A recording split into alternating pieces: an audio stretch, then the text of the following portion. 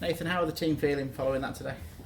Obviously, there's no words for it, is it? Keep saying the same thing week in, week out, and it's just not good enough, is it? It's as simple as that. Why do you think that is?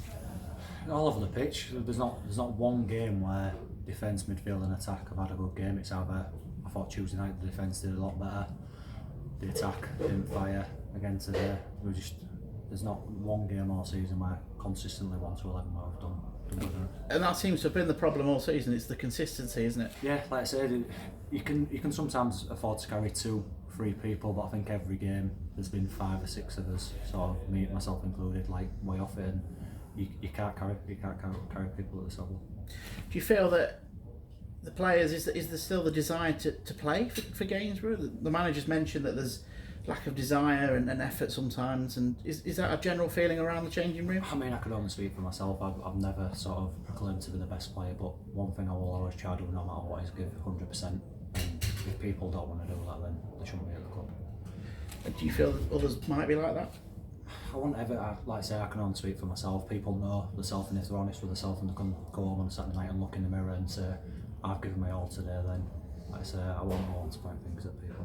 One thing we do keep going on about this season is you have been pretty unlucky as well, haven't you? How many times can you say I'll be wow. unlucky? You create your unlucky in this game. Like I said, we can't use being unlucky as an excuse. It's been going on too long now. For you personally, you got moved position on Tuesday. You played right back. Yeah. Which do you prefer, right back or? I know you started there today until Joe went off injured. I mean, to be fair, I've not played right back for probably 10 years, but I quite enjoyed it. The other night, I thought I did all right, considering it's the first time I play there. But yeah, obviously, Joe's got injured today, and we have to reshuffle at the back again. And how much does that throw a team when you have to make an early change like that? I mean, always you line up. Like I say, we were solid at the back on Tuesday, so we was looking to build on that today. And then when you have to make a sub after 10 minutes, yeah, it does change things. But we've all been around long enough, and that shouldn't affect us and make us lose again. We've just been speaking to the gaffer, and he's basically taking the blame for the run of results and the performances. How do you, as the captain, feel about that? I don't blame him one bit. The gaffer and Ross are doing absolutely everything possible for it, and the players have got to take responsibility. You can't.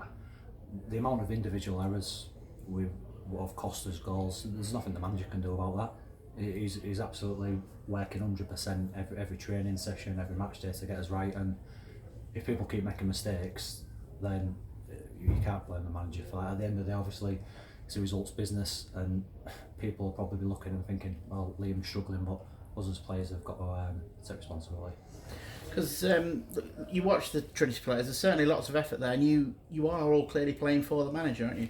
Yeah, 100%. I mean, like I say, I've known the gaffer for years, and like I say, it's so frustrating because I came here to wanting to be fighting at the top end of the league, and we're down the bottom end. And like I say, it's gutting. It ruins my weekend. I'll go home and my missus will know straight away. She'll look to the results, and it hurts, and it's got to hurt every single player if we're not getting results on a Saturday. Is there still confidence that this can get turned around? 100%. I mean, there's what, 29 league games left. Yeah. It's a mad league. You play a lot of games, and literally you just need to string 2-3 games together. But I mean, I don't think we've got a point on the road, have we? We need to, like I say, we need to just try to get points away from home, and then obviously win the home games.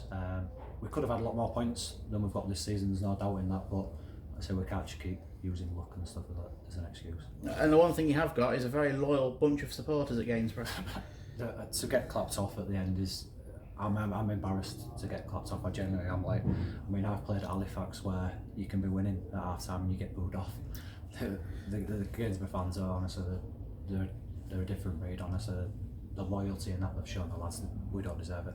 And is that maybe a driving force for the team to put things right for the supporters? Yeah, for the sport, but first of all, you're going to want to do it for yourself. I mean, like I say, everybody wants the fans to go home happy, but at the end of the day, like, everybody plays football and they want to be successful, and we've got to start putting it right. Okay, thank you. Of course.